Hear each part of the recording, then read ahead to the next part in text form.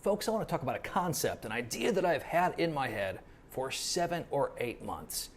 It was bad. I could not get it out of my head. I even brainstormed a little bit with Steven from Own or Disown.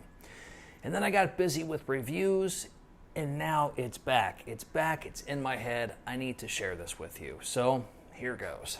Seems like we're always on the hunt for thermal supremacy, excellent fan acoustics, and I have an idea that I believe Dell and Alienware can bring to the table better than anyone, at least right now. So ultimately, what am I talking about here? Well, I'm talking about a laptop that can actually house a proper i7 or i9 at its full wattage and not throttle. I'm talking about a laptop that can have the best possible battery life.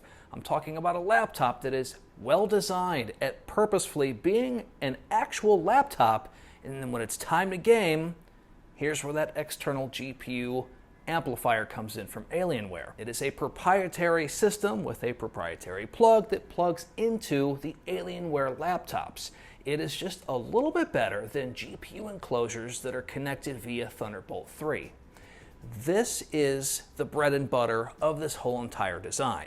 So imagine a laptop with a high wattage i7 or i9 and no dedicated GPU, right? Think of a Dell XPS 15 has some sort of hybrid with the Alienware M15 R1, for example. Mash those two together and you get the aesthetic that's somewhat in my head. Not quite what you saw in the thumbnail, more like an XPS 15, but just with some of that Alienware flavor from the R1 M15, not the R2.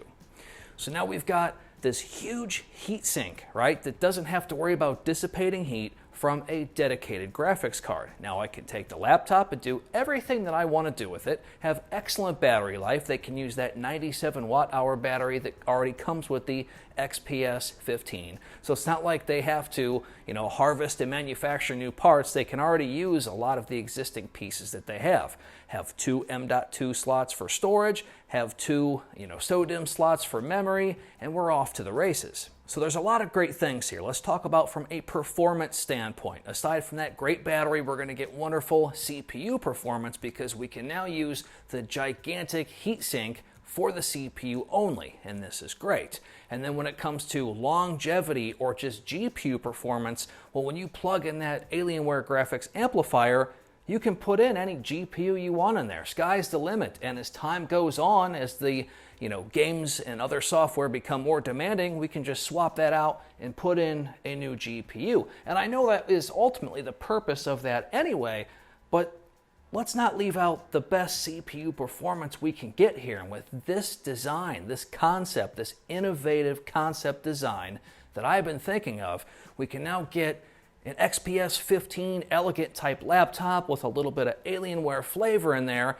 that's able to cool an i7 or an i9 all the way up to 100 watts because it gets that whole chassis and heatsink to dissipate that thermal performance that we want out of our CPU. This is a win-win.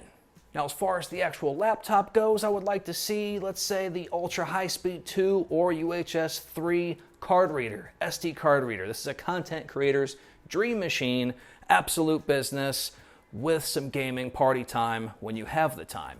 Thunderbolt 3, no brainer. The XPS 15 and many Alienware laptops have this anyway. Why throw a good thing out? Let's have it in there. Obviously, that proprietary graphics port for the amplifier, that's a must on this, or this whole concept is hot garbage. And when it comes to displays, let's get a 500 nit, 144 Hz, 1080p panel in there for starters. Of course, they already have the OLED and everything else, but just for that premium, bright, full HD, 500 nit, 144 Hz, I know they exist. Lenovo's using those now.